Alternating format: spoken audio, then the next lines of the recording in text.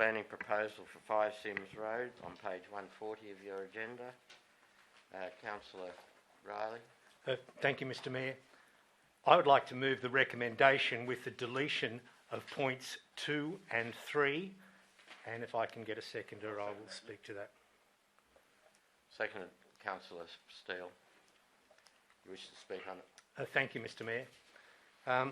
Look, we make our decisions in this place not in self-interest, nor what might get short-term popularity, or what others may impose upon us, political parties and so on. But we make our decisions on what the facts reveal, the integrity of the proponent, and what's best for the community in the long run. Now, that's a big call. If I take the last one first, so we have to consider various legislations, various strategies that have been put together, approved by ourselves and put forward to the community and approved by them as well. I like to think what's going to happen in 10 years might be a good measure of that particular space. Now, if we do nothing, if we say no, this planning proposal cannot proceed, in 10 years it's highly likely that we will have 7 acres of degraded farmland. We may have a highway service centre, and that is petrol, garage, Macca's, the Colonel, the whole thing. That's quite permissible with consent in the RU1 zone. Or we could have, I like to think, a good industrial area with local jobs, viable businesses, and I would think, and I would hope, the most visual, acceptable, environmentally robust and exemplary industrial area in the state. They're the long-term proposals. The facts are that, as recommended, without any ifs or buts, this proposal satisfies the strategic merit and site-specific merit test.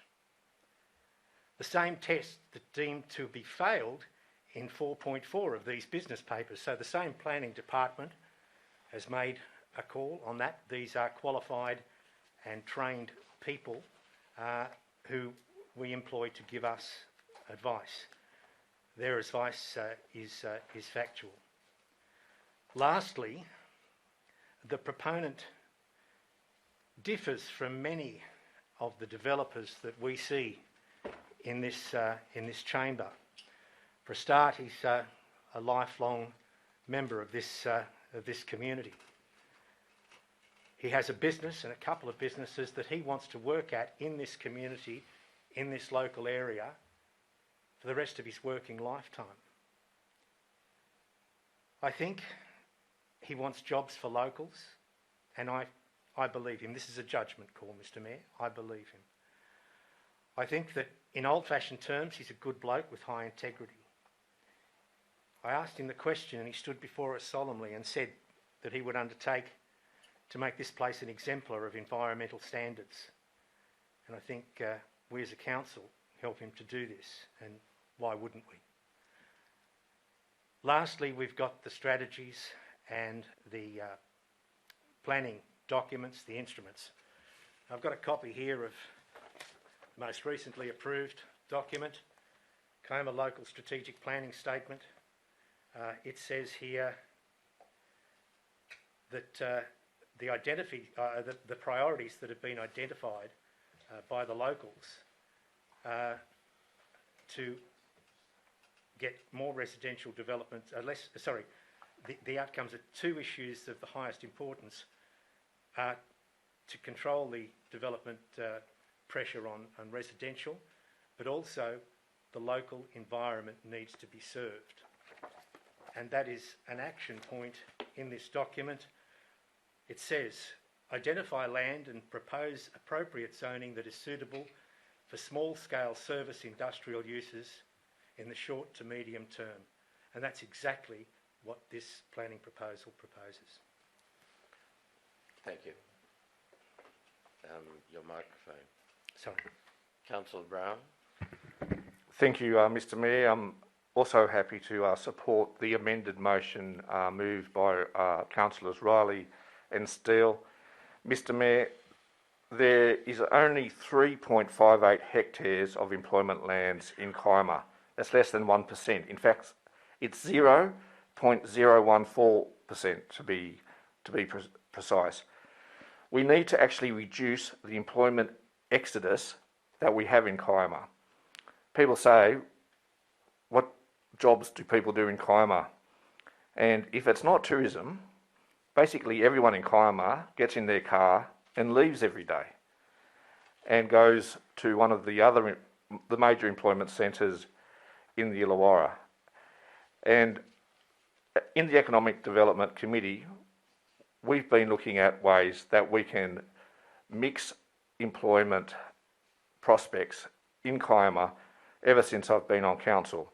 In fact, in 2017, the Economic Development Committee actually went and looked at this particular site as a potential site for employment lands, because, as was stated by the speaker, Mr McMahon, if not there, then where?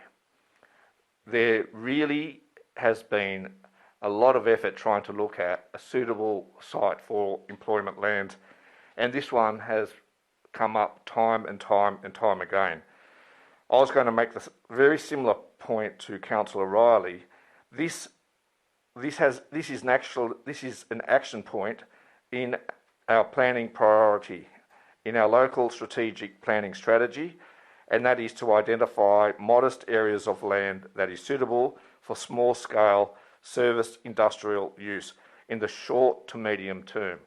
And I want to emphasise that, in the short to medium term. So this document and this action point has gone out to community and for community consultation. And this is why we're looking at this particular item tonight, because this is the short term.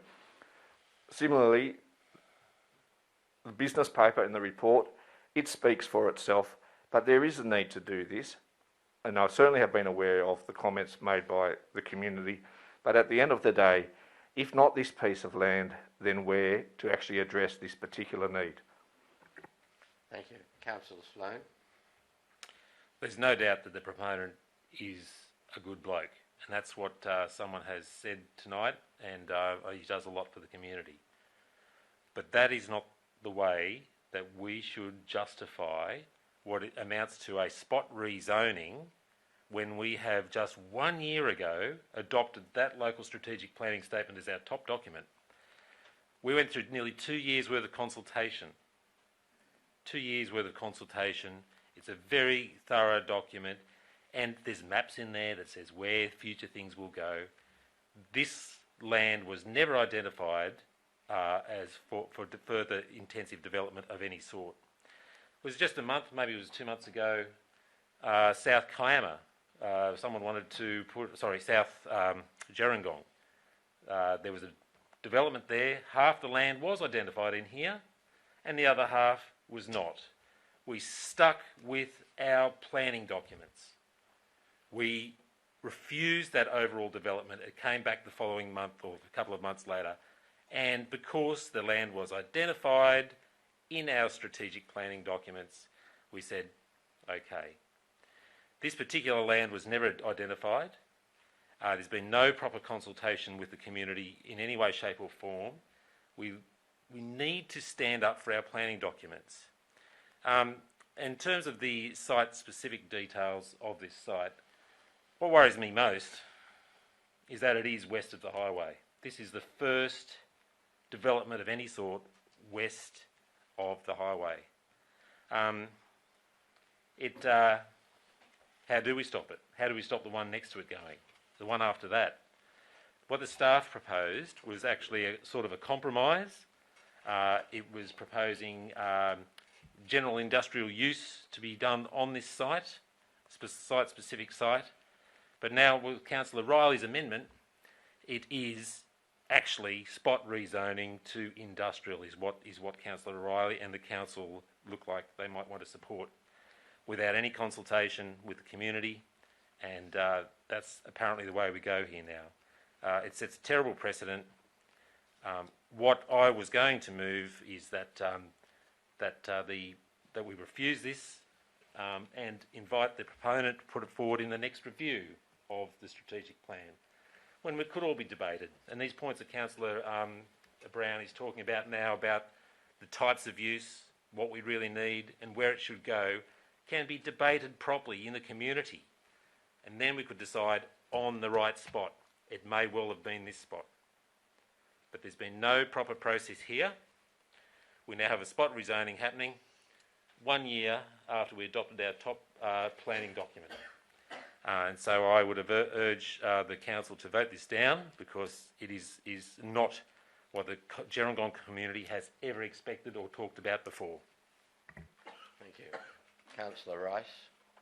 Thanks, Mr Mayor. Look, I'm totally shocked by this amendment, because this amendment, compared to what the staff have recommended, which allowed some fine-tuning of the uses allowed on Sims Road, this amendment is now going to progress as a push for rezoning to allow industrial zoning on Sims Road and the inclusion of landscaping materials, supplies and general industry across all such zoning in Kiama, because that was the alternative that was promoted first. So this will apply to all industry in Kiama. General industries are very different to the type of industry we currently have in our employment lands. It's extremely risky. It's got no public scrutiny. General industry is likely to involve a whole lot more noise and heavy vehicle type movement in the areas that we've got industrial zones currently. So to remove the 2 dot points that restrict that use just to Sims Road, I think is absolutely irresponsible. Now, a lot's been made about Kiama not having industrial land, and there's been plenty of attention and interest along the way of achieving that industrial land through various processes. Council's strategic planning intentions for a diversified economy do respect that and say that we are looking for land, but in the interim, they're recognised in local and state plans and clearly indicate that Kiama will increase its economic activity through technical advances and consolidation of its existing endowments, tourism, health, education and knowledge services. In relation to the industrial land shortage and the search for possible land, these same documents make it evident that all stakeholders, including the broader community, will be consulted. In Gerringong, the Regional Economic Development Strategy has an action of developing a town centre master plan with an emphasis on employment lands. Unfortunately, that didn't seem to transfer to the local strategic planning statement. So the Gerringong Town Centre Master Plan now sits on the back burner. But had that have been created, if it still gets created, well then we've had an opportunity to have community consultation in what occurs in Gerringong and where the future employment land could be. And so both of the local strategic planning statement and regional economic development statement imply community consultation will occur. So we're working in this recommendation, and in fact even in the staff recommendation, we're looking at abandoning the policies and the strategies that Kiama does have. And staff then, with their favourable analysis of this proposal, are being led in an unplanned economic direction. What is going to go on here is not how we've seen our economic future going. They're being led in an unplanned direction by the developer and compromising council's credibility and public trust. I think that the community should be allowed to expect that their council will abide by the strategic plans that have been developed in conjunction with the community, rather than turn their back on them and forget the community has any interest at all in what can happen in their land over time. I think there's much more behind this planning proposal than meets the eye, and until all applicable strategic planning processes have been worked through comprehensively, Kiama is not ready for this development. Thank you, Councillor. Councillor Riley, you have the right to reply. Thank you, Mr Mayor. I'd just like to address some of the matters that were brought up in that discussion. Let's forget that Derek is a good bloke. Let's put that off the table. let's just look purely and simply at the planning law. The planning law is interpreted by our experts, and it says, Council support the proponent-led proposal on the particular lot in Sims Road, proceeding to the Department of Planning, Industry and Environment for gateway determination, the next step in planning proposal process, as it satisfies the strategic merit and site-specific merit test. It says that, our experts say that. So let's forget about the good bloke. I think it's a bonus to have a good bloke on side when you're doing something as significant in the area. Councillor Sloan said that this lot of land was never identified as an industrial site, and he's quite right. There is no industrial land identified in the Kiama Local Strategic Planning Statement. It merely says what the people told us. The community wants to see more diverse and sustainable economy that balances tourism with growth in commercial and clean technology sectors. It says that the priorities that the community identified were local job creation. It also says that 3.8 hectares of land has been zoned for light industry. This represents 0.0014, as Councillor Brown suggested, and that there is a lack of available land, forcing businesses that need additional space to relocate to industrial and business parks in neighbouring local government areas. There are 3 planning priorities that have been identified to develop this diverse and resilient economy for our municipality, and I suggest that this is one. My last point, and this goes to our planning department, and it's a thank you and an acknowledgement that what they have tried to do is to balance the community's desire with what is a planning proposal that has strategic and site merit. And I thank them for that, and I think it's a job well done. But the question that I asked this morning in our briefing, general industries, I should understand that to mean the same as an industrial area. So I don't think that there's any doubt that this site will be for general industries. And I commend councillors to support this, support local businesses and support local jobs. Thank you, Councillor. You have the recommendation before you. I'll ask those in favour to please raise their hand. Those against? I declare the recommendation carried. We'll now move on to item 4.2.